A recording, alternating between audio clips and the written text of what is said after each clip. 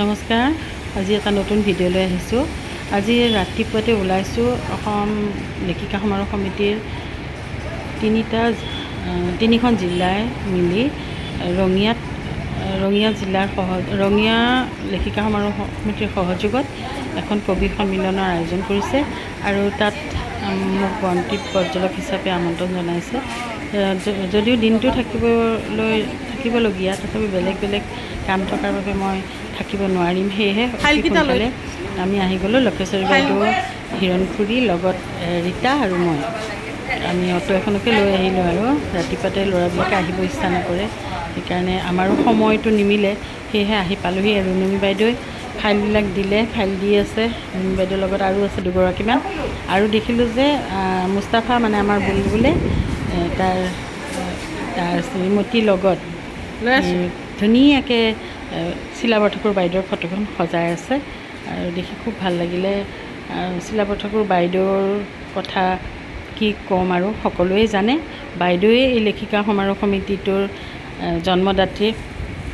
হয়তো সেই সময়ত কিমান যে কষ্ট কৰিছিলে। বাইদেউৰ ফটোখন দেখি সন্মানত আমাৰ মূৰ দূৰ খাই যায়। আচলতে কিমান কষ্ট কৰিব লাগিছিল কিজানি। আমি এখন ঠাইতেই এটা গোট বনাবলৈ বা মহিলাসকলক একত্ৰিত কৰিবলৈ কিমান টান কাম যেন পাওঁ, কিন্তু সেইগৰাকী মানুহে সেই 1975 চনত এই সদৌ অসম লেখিকা সমাৰোহ সমিতিৰ জন্ম দিছিলে।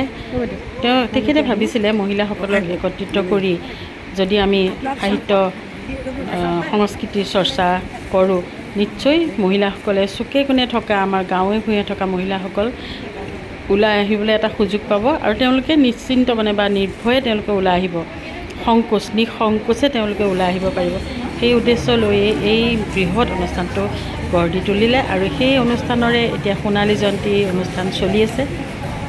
সোণালী জয়ন্তীৰ এই সন্ধিখনত বহুতো প্ৰগ্ৰেম হ'ল। তাৰে কিছুমান প্ৰগ্ৰেম আমি জিলা মানে 3-4খন জিলাই মিলি কৰিবলৈ লৈছোঁ আৰু সেয়েহে এই প্ৰচেষ্টা, এই কবি সন্মিলন। কাৰণ সদৌ অসমৰ কবি সন্মিলনখনত বহুতো কবিয়ে অংশগ্ৰহণ কৰিব নোৱাৰে। তেওঁলোকে দুখ পায়, নিজৰ কবিতাটো সকলোৱে পাঠ কৰিব বিচাৰে, সমাজত জনাব বিচাৰে কিনো তেখেতৰ মনৰ ভাৱ। যদি জনাব নোৱাৰে তেনেহ'লে এনেকুৱা অনুষ্ঠানত থাকিনো কি লাভ। এনেকুৱা ধৰণৰ কিছুমান হয়, বেলেগ অনুষ্ঠানৰ জন্ম দিয়ে সেই ক্ষোভতে। কিন্তু এটা অনুষ্ঠান চলাই নিয়াটো কিমান যে ডাঙৰ কথা, সেইটো অনুভৱ আচলতে আমি কৰিব লাগিব। আৰু এই বন্তি প্ৰজ্বলন কৰিবলৈ লৈছোঁ। মই আচলতে দেৰি হোৱাৰ কাৰণে ৰোৱাই নাই আৰু গামোচা যে দিব, গামোচাৰ আচলতে প্ৰয়োজনো নাথাকে, তথাপি এটা সন্মান জনাই আৰু সেইটো কাৰণে গামোচাখন দিলে বাৰু মোক। সেইকাৰণে ইমান হেৰি হৈ আছে কৰিয়েই যাব ওলাইছোঁ। দেখিছেনে কিমান মহিলা দেখাইছে আৰু আহিবলৈ আছেই। এয়া নয়ন আৰু নয়নৰ পত্নী। সেয়া নয়নক মই বহু দিনৰ পৰাই চিনি পাওঁ, সৰুৰ অৱস্থাৰ পৰাই। আচলতে নয়ন ভাল কবি।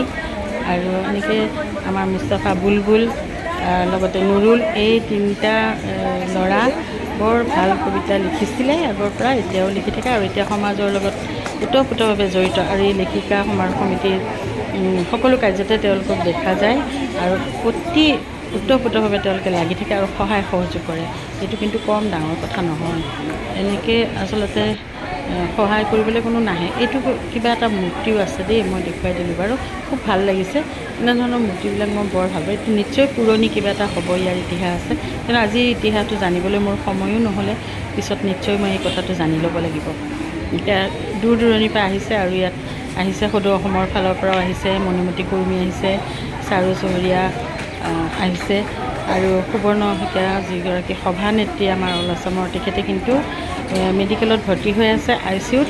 গতিকে তেওঁৰ লগত ফোনত কথা হৈছে মোৰ যোৱাকালি। তেখেতে বহুতখিনি ভাল পাইছে হেনো। আৰু এই হলটো দেখিছেনে, এই প্ৰেক্ষাগৃহটো কি সুন্দৰকৈ বনাই দিছে।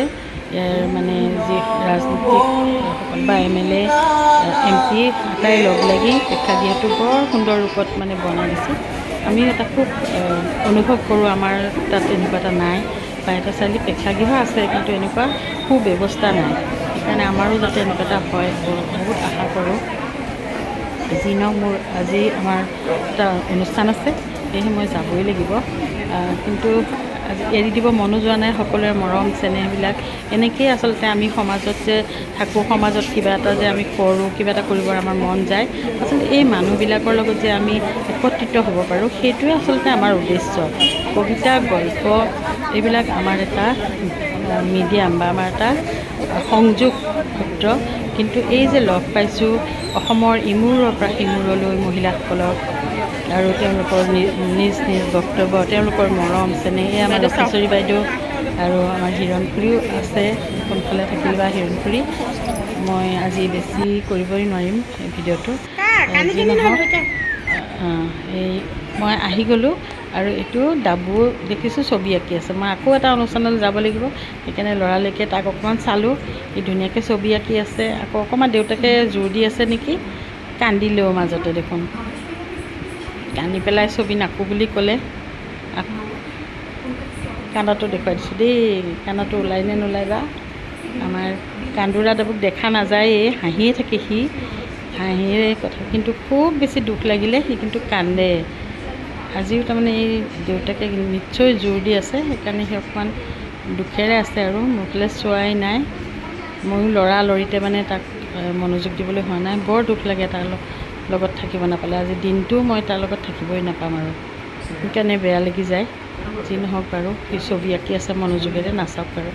ইমান ধুনীয়াকৈ আঁকিছে, ৰংবিলাক দিছে, কমলা ৰং দিছে, এইটো কি ৰং সুধিলে সি ক'বও জানে দেই ধুনীয়াকৈ ৰংবিলাক দিছে।